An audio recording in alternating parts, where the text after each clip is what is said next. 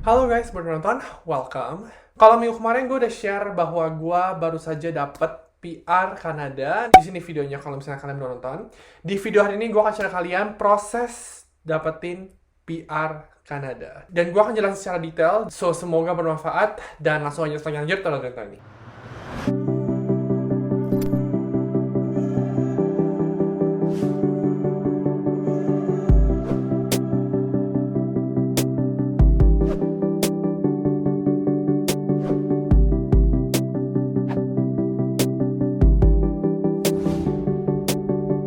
Gua dapat PR melalui jalur Express Entry. Express Entry ini adalah program PR Kanada, dan di dalam program Express Entry ini ada beberapa cabang lagi. Di antaranya adalah FSW atau Federal Skill Worker, CEC yaitu Canadian Experience Class, dan ada juga PNP, Provincial Nominee Program. Ketiga ini beda-beda gitu. Jadi kalau misalnya FSW itu lebih buat kalian yang tidak tinggal di Kanada. Jadi misalnya kalian tinggal di Indonesia, tinggal di Amerika, dimanapun yang mau apply, ya kan, untuk dapetin PR Kanada, ini kalian ambil jalur ini. Dan kalian bisa lihat nih di websitenya apa aja persyaratannya, entah itu gelar gitu kan, pengalaman kerja segala macam gitu kan. Yang kedua ini CEC, Canadian Experience Class, itu kalian harus punya pengalaman kerja di Kanada minimal 1 tahun untuk kalian bisa apply melalui jalur ini. Nah, yang ketiga ini adalah PNP. PNP ini adalah Provincial Nominee Program, alias kalian dinominasikan oleh sebuah provinsi untuk dapetin PR Kanada, yaitu dalam Express Entry ini. Terus di dalam program Express Entry ini ada yang namanya point system, ya kan? Jadi point system itu adalah berdasarkan dari apa yang kalian punya gitu, pengalaman kerja, tes IELTS kalian nilainya berapa, terus pendidikan kalian, apakah kalian punya keluarga di Kanada, bla bla bla bla bla, itu kalian akan dapat skor. Nah, semakin banyak poin, semakin tinggi kesempatan kalian untuk bisa terpilih gitu. Jadi ada yang namanya drawing. Jadi pemerintah Kanada akan melakukan yang namanya drawing alias pengambilan gitu kan. Dan mereka akan set gitu. Kali ini kita akan ngambil orang-orang yang poinnya di atas misalnya 400 gitu. Jadi kalau misalnya poin kalian 400 ke atas, kalian terpilih gitu. Nah, jadi tahapnya itu adalah kalian harus terpilih untuk kalian bisa apply PR Kanada gitu. Jadi kalian nggak bisa langsung apply aja. Kalian harus terpilih dahulu gitu. Nah, jadi gua itu ngikutin jalur yang CEC, which is Canadian Experience Class, karena gue udah kerja di Kanada selama setahun. Dan step yang pertama gue lakuin itu adalah gua bikin profile gitu kan. Jadi pertama kita harus bikin profile kita. Ini belum apply loh. Kita cuma bikin profile kita untuk kita masukin nama kita, skill kita, pengalaman kerja, pendidikan, skor IELTS gitu kan. Apakah punya pekerjaan, apakah punya keluarga, bla bla bla. Akhirnya kalian dapat poin. Setelah kita punya profile, kita punya poin. Yang kedua kita harus nunggu sampai mereka draw. Mereka pengambilan nomor gitu kan. Pemerintah Kanada itu ngambilnya itu biasa setiap 2 minggu sekali. Cukup sering gitu kan, 2 minggu sekali. Nah, tapi mereka itu ngambilnya itu terserah mereka. Mereka mau poinnya berapa, terus mereka mau ngambil program yang mana, jalur yang mana gitu.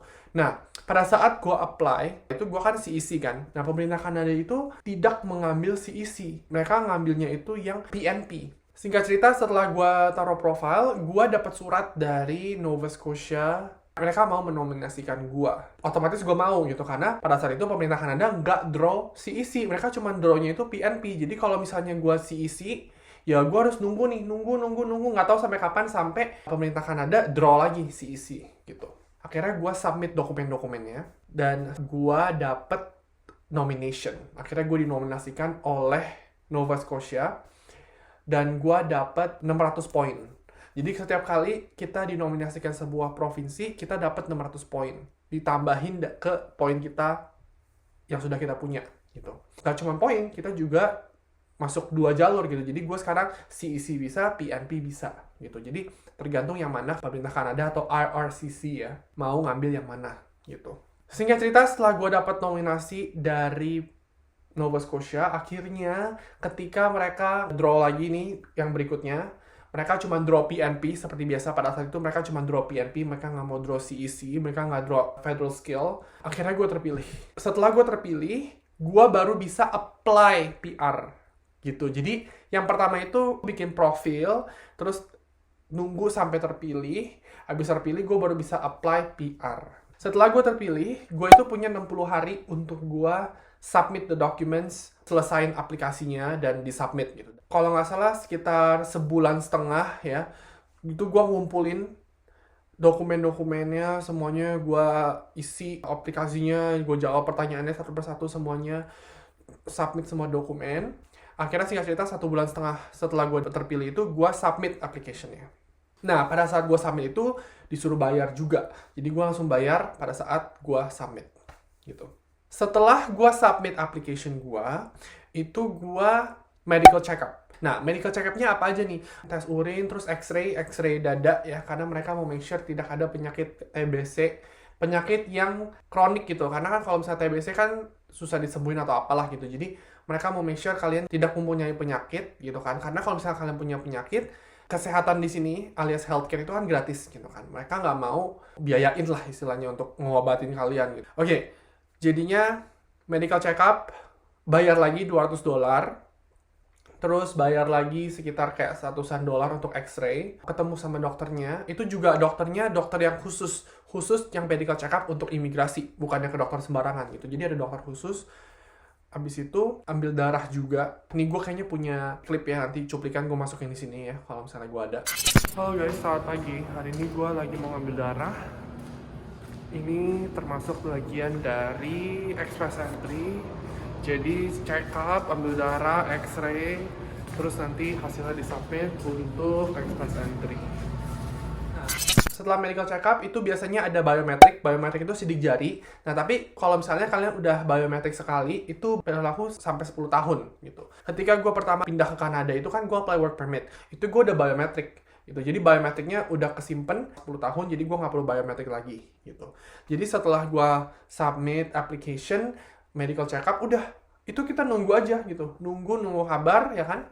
Sampai basically dapet approval-nya gitu. Either di approve, di reject, atau mereka butuh dokumen tambahan. Itu yang agak deg-degan gitu kan, karena ya tiap hari nunggu gitu kan, kayak bingung apa segala macam, tetap ngecekin status gitu. Mungkin gue juga bakal share ya mengenai ngecekin statusnya juga, karena cukup tricky ya. Dan gue ngikutin banyak dari Reddit, dari ada forum-forum gitu ya kan, ada grup WA juga orang-orang yang apply PR ini ya kan, yang mereka submitnya ini juga bareng-bareng sama gue di waktu yang sama, untuk kita kayak update aja gitu, udah sampai mana progresnya. Setelah gue submit itu sekitar 2 bulan, itu gue dapet update bahwa gue pass medical ya kan, jadi medical check up gue lolos, which is a big step ya, karena itu udah semakin dekat dengan approval gitu. Setelah itu nunggu akhirnya sampai dapet approval. Nah, dapet approval pun juga harus nunggu lagi gitu. Jadi dapat approval kita harus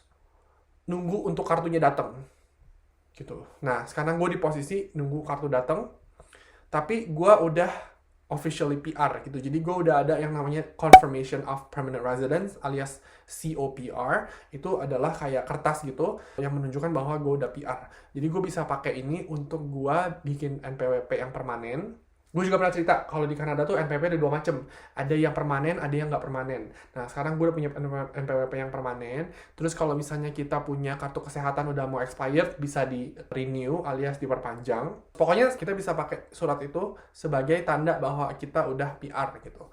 Sampai kartunya datang.